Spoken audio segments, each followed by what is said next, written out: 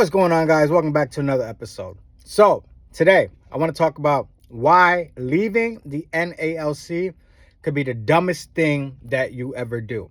All right, I'm speaking to you, the person who is frustrated, the person who is confused, the person who believes that they're being misled by the top union brass, right?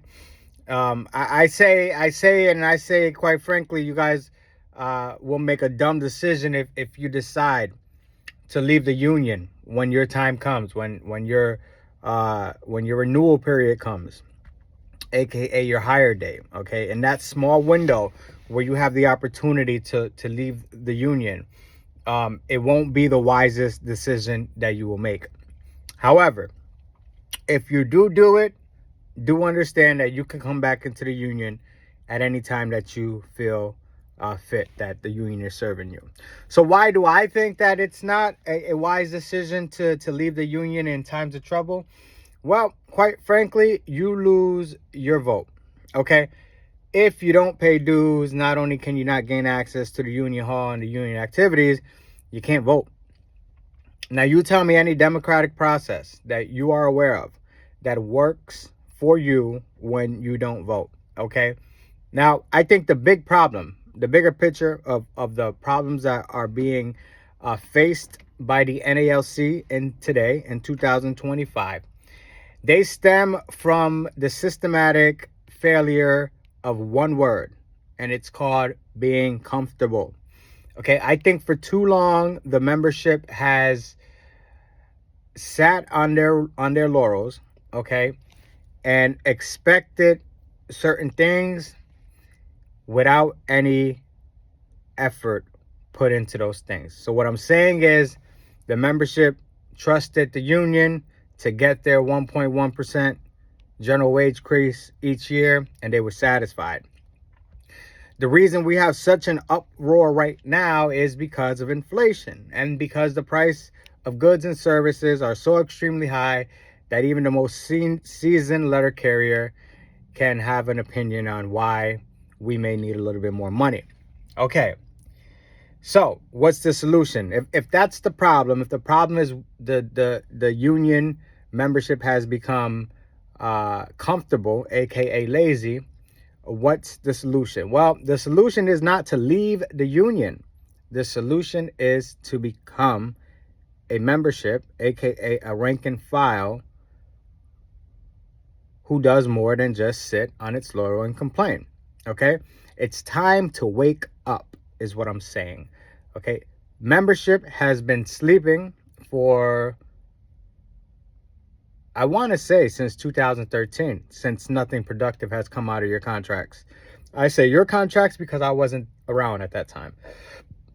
Hopefully one day I'll be able to say my contract. And what I mean by that is a contract that I was able to use my voice and offer some insight on the things that I think is better for letter carriers of my age, my generation, and the future of the Postal Service. Now, with that being said, we are in a time where people can begin to activate themselves, right? And the easiest way to do it is what we've been seeing throughout the country. Okay, people voicing their opinions on Reddit, on YouTube, on all social media platforms. There is a power in us joining collectively for ideas, okay, that affect us personally. And in a world where social media overrules paper mail, it doesn't make sense necessarily to sit here and write letters to people who may not see them. But one thing that is dangerous and can be infectious, like I was going to say like COVID-19. I might get canceled for that. But one thing that can be extremely infectious is a viral video. Okay, we got guys at the Valley Labor Report who has been given so much attention to the Postal Service. You got JH. He has like 30,000 followers. But on a bigger scale, you have independent people putting together clips and creating dialogues from Branch 41's meeting out in Brooklyn, and they made that into a whole documentary, taking clips from the kid that was on Corey Walton's podcast. Okay, you know what clip I'm talking about? The clip that got like 4 million views. Okay, things like that not only address our issue, but it puts it in the focus of the American people and postal leadership. Okay, the problem is we have to follow up. Okay, one viral video isn't going to do it. You guys know better than me. Okay, I can tell by the viewership. Once people like me stop talking about what you want to hear, which is contract news, updates, la-di-da-di-da-di, you guys stop watching. Okay, and so what that means is you become disinterested, and that is the crux of the problem. Okay, we only want to become activated when the times are hot, when the things are in the news.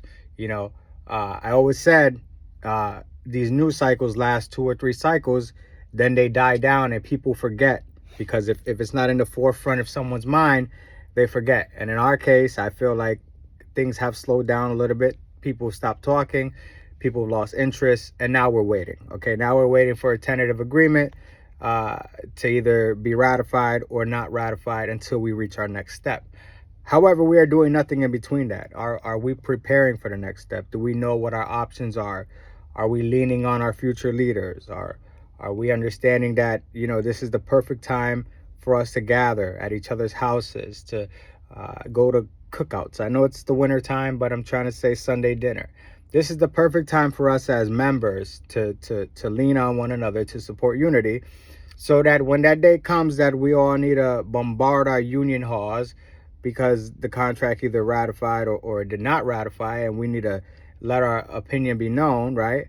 Well, it also creates the perfect opportunity for us to join together and get some ideas of what a good contract for us looks like, so that next year when we're at the negotiating table, we have our bargaining points. Okay, guys?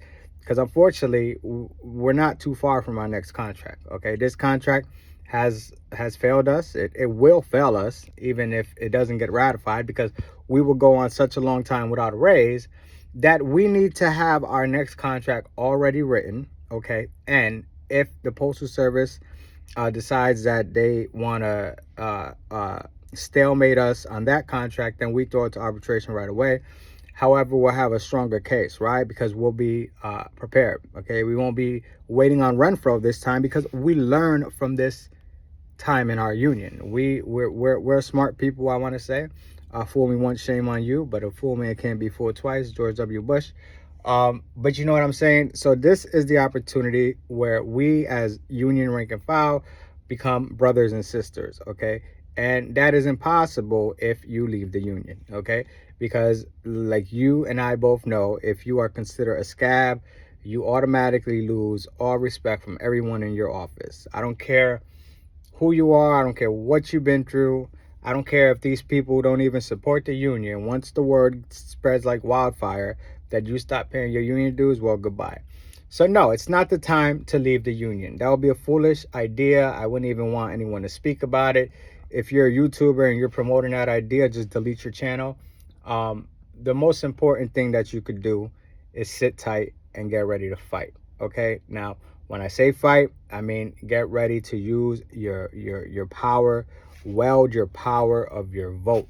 Okay, your vote is the most important thing that you have, and I hate to say it, but we will be disappointed when the time comes where they release how many people voted in the affirmative or the negative, but more importantly, how many people did not vote, right? Because if you don't vote, you effectively support the contract, because we need more no votes than yes to make a dent. Okay, guys? So leaving the union is not the answer. Joining the union and becoming active, going to meetings, okay? Becoming part of, okay? Become part of the solution, okay? Support your brothers and sisters when they're being attacked by management, all right? Help out a fellow letter carrier, however you see them struggling in their personal life or their professional life, if you can. Without solidarity, we are not a union, and I think that we have the opportunity here to be even stronger than what the Teamsters have become in the last couple years. All right, guys, until next time, I'll be here. You'll be there. Have a great day, and see you next time.